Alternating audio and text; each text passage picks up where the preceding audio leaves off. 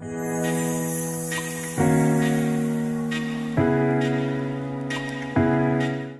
morning. Today I just want to encourage you from Hebrews chapter 6 verses 19 to 20. It says there, "We have this certain hope, like a strong unbreakable anchor holding our souls to God himself.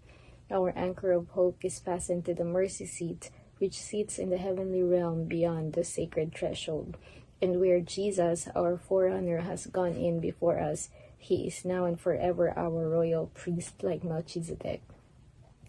I was just meditating on this recently and, in line with the Holy Week, thinking about and remembering, commemorating what Jesus did for all of us, how he was crucified and how he rose from the dead just to save us. And it's not, like thinking about the salvation that we have now. We have this salvation because of what he did, but also like what he is saying here in Hebrews chapter 6, that we have this certain hope. It's not, it's not like a wish that, like, oh, I wish that this would happen, like something is very impossible to happen, but God gave us this certain hope. And it says here, like a strong unbreakable anchor. Like thinking about anchor, how this how an anchor can keep a ship or a boat steady. That's who Jesus is to us. Jesus keeps us steady in the midst of the storm, in the midst of the waves that we are experiencing. Jesus is our hope.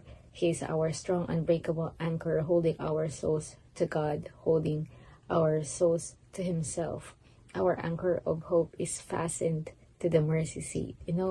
Jesus paid the price for all of us, that we will be able to go into the Holy of Holies.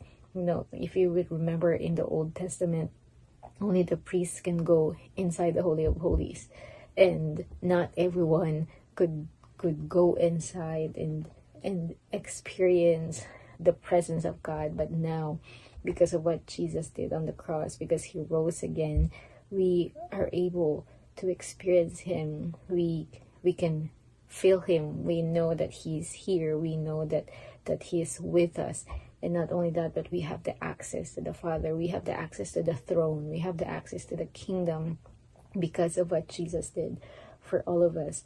And it's not only he has given us the access, but he even invited us to be co-laborers, to be co-heirs with Christ. And what a privilege that is, what an honor that is, that Jesus did not only die and rose again for us, but he also gave us the access. He gave us the right to be called sons and daughters. What an amazing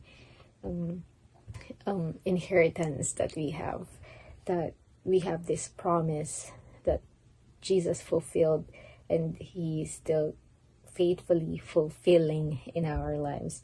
And it says here, Jesus is our forerunner. I just love hearing this, because we know when you say forerunner, that person is the trailblazer.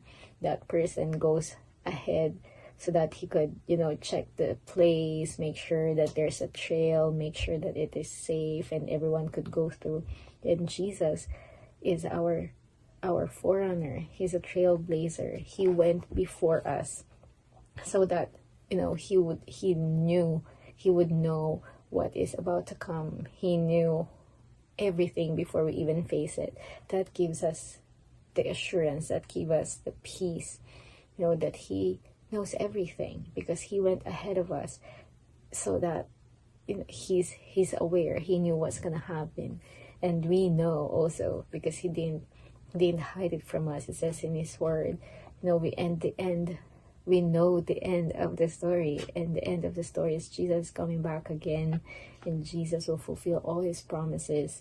We will be with him forever, and the enemy is already defeated, and he will be thrown into the lake of fire. We know the end of the story, and Jesus just wants us to follow his steps, to trust him, and to make sure that he's the anchor of our lives. So today I just want to encourage you with that, as we commemorate this Holy Week, as we think about what Jesus did, that we will always remember that he is our anchor, that he is our hope in whatever situation we are in right now. So I just want to bless you with that. Have a good day.